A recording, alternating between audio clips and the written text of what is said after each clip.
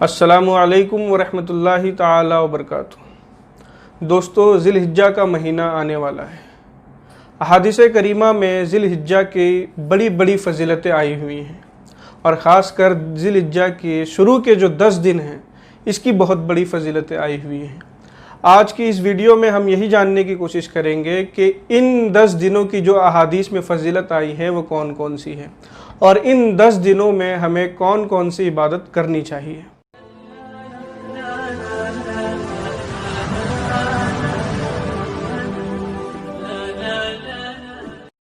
बुखारी शरीफ, Tirmidhi शरीफ की हदीस में है, हुज़ूर अकरम सल्लल्लाहु ताला अलैहि वसल्लम फरमाते हैं कि कोई भी नेक अमल जो साल भर इंसान करता रहता है, अल्लाह तबारक व ताला के नज़दीक ज़िल-हिज्जा के 10 दिनों में जो इबादत की जाती है उससे ज़्यादा अफजल नहीं है।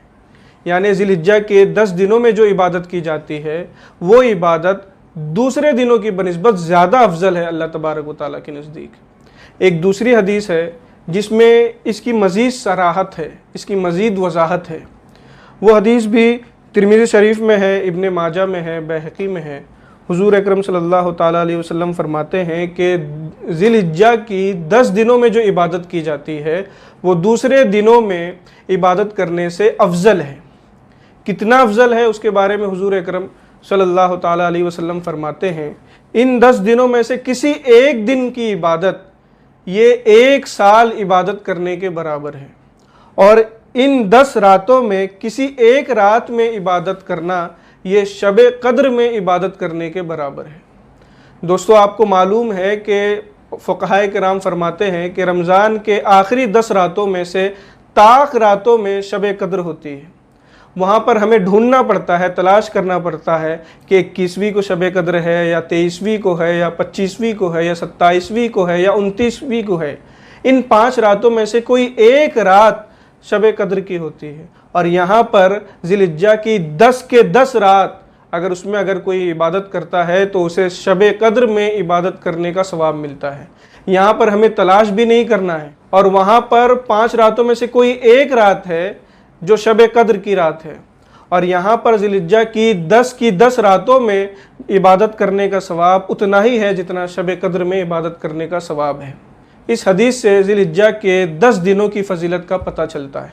हज़रत उम्मुल मोमिनीन हफ्सा रज़ियल्लाहु ताला अन्हा से मरवी है कि हुज़ूर अकरम सल्लल्लाहु ताला अलैहि वसल्लम 4 चीज़ों को कभी नहीं छोड़ते थे। एक आशूरा का रोज़ा यानी 10वीं मुहर्रम का रोज़ा, दूसरा ज़िल-हिज्जा के 9 रोज़े यानी 1 तारीख से लेकर 9 तारीख तक हुज़ूर अकरम सल्लल्लाहु ताला अलैहि वसल्लम बराबर रोज़ा रखा करते थे, कभी नहीं छोड़ते थे।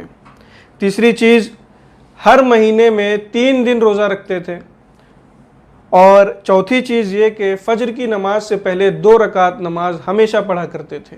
तो ये 4 चीज़ें हुज़ूर अकरम सल्लल्लाहु ताला अलैहि वसल्लम कभी भी नहीं छोड़ते थे और उन 4 चीज़ों में से एक चीज़ ये है कि आप सल्लल्लाहु ताला अलैहि वसल्लम ज़िल-हिज्जा के पहले 9 दिन रोज़ा रखा करते थे। एक दूसरी हदीस में है, हुज़ूर अकरम सल्लल्लाहु ताला अलैहि वसल्लम फरमाते हैं कि जिसने 5 रातों में शब बेदारी की यानी जिसने 5 रातों में जाग कर अल्लाह तबारक व ताला की इबादत की, अल्लाह तबारक व ताला उसके लिए जन्नत वाजिब करता है।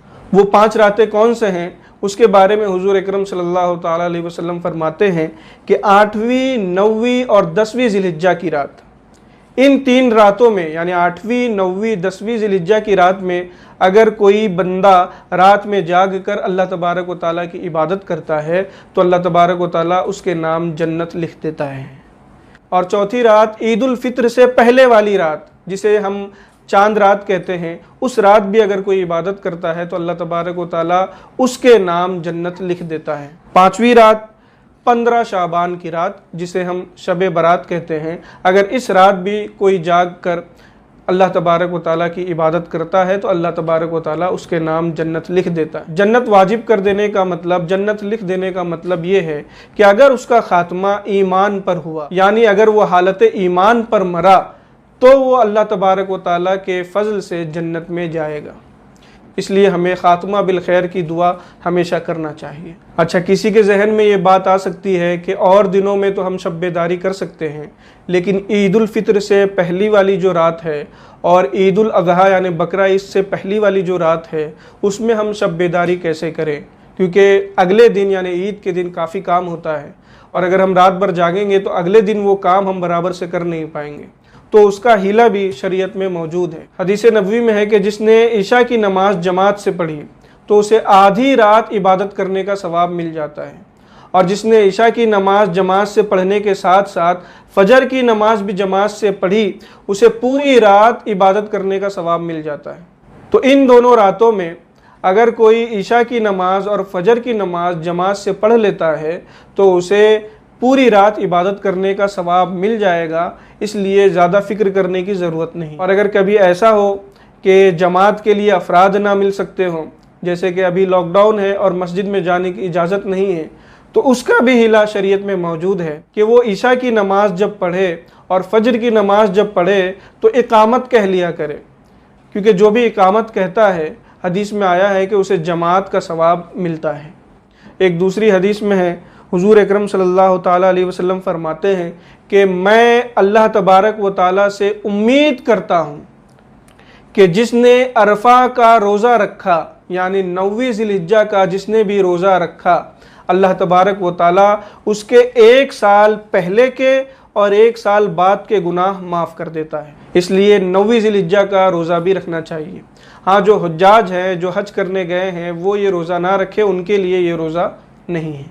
ایک دوسری حدیث میں ہے کہ ایک شخص نے عرفہ کے دن یعنی 9ویں ذی الحجہ کے دن عورتوں کی طرف نظر کی تو حضور اکرم صلی اللہ تعالیٰ علیہ وسلم نے فرمایا کہ آج وہ دن ہے کہ جو شخص اپنے کان، اپنے آنکھ اور اپنی زبان پر قابو رکھ لیا، اللہ تبارک و تعالیٰ اس کی مغفرت فرما دے گا۔ تو اس سے بھی ذی الحجہ کے جو ایام ہیں، شروع کے جو 10 ایام ہیں، اس کی فضیلت کا پتہ چلتا ہے۔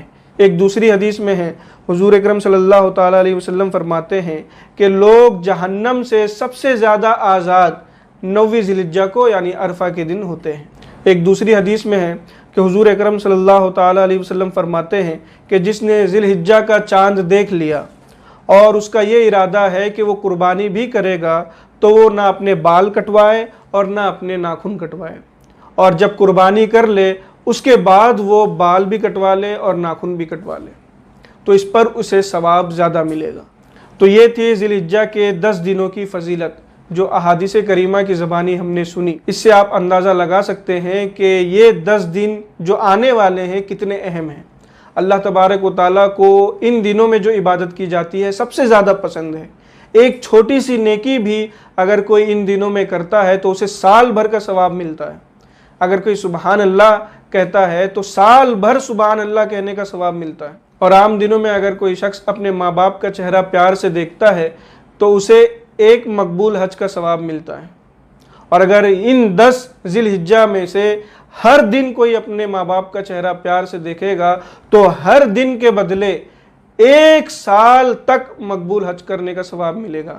عربی سال کے اعتبار سے 1 سال کے اندر 350 سے 355 دن ہوتے ہیں، تو ان 10 دنوں میں سے ہر دن اگر کوئی اپنے ماں باپ کا چہرہ دیکھتا ہے تو 350 سے لے کر 355 دن تک مقبول حج کرنے کا ثواب پائے گا۔ اس سے بھی ان 10 دنوں کی اہمیت کا پتہ چلتا ہے۔ اگر ان 10 راتوں میں سے کسی ایک رات میں بھی کوئی عبادت کرتا ہے تو ایک رات کے بدلے شب قدر میں عبادت کرنے کا ثواب ملے گا۔ اور شب قدر کے بارے میں قرآن کریم میں آیا ہے کہ جو شب قدر میں عبادت کرتا ہے اس کی عبادت 1000 مہینے سے افضل ہے۔ تو جو ان 10 دنوں کی راتوں میں عبادت کرے گا وہ 1000 مہینے سے زیادہ عبادت کرنے کا ثواب اسے ہر رات ملے گا۔ اس لیے ہم سب کو چاہیے کہ ذی الحجہ کے ان 10 دنوں میں عبادت کرنے کا خوب اہتمام کریں۔ چھوٹی سی چھوٹی عبادت کو چھوٹا نہ سمجھیں بلکہ اس کا ثواب بہت زیادہ ہو جاتا ہے، یہ سمجھ کر چھوٹی سی چھوٹی عبادت کرنے کی کوشش کریں، اور ہو سکے تو 1 سے لے کر 9 ذی الحجہ تک روزہ رکھنے کی کوشش کریں۔ اور اگر کوئی 9 دن روزہ نہیں رکھ سکتا ہے تو 1 دن 2 دن 3 دن جتنا دن بھی اس سے ہو سکے وہ روزہ بھی رکھیں۔ السلام علیکم ورحمۃ اللہ تعالی وبرکاتہ۔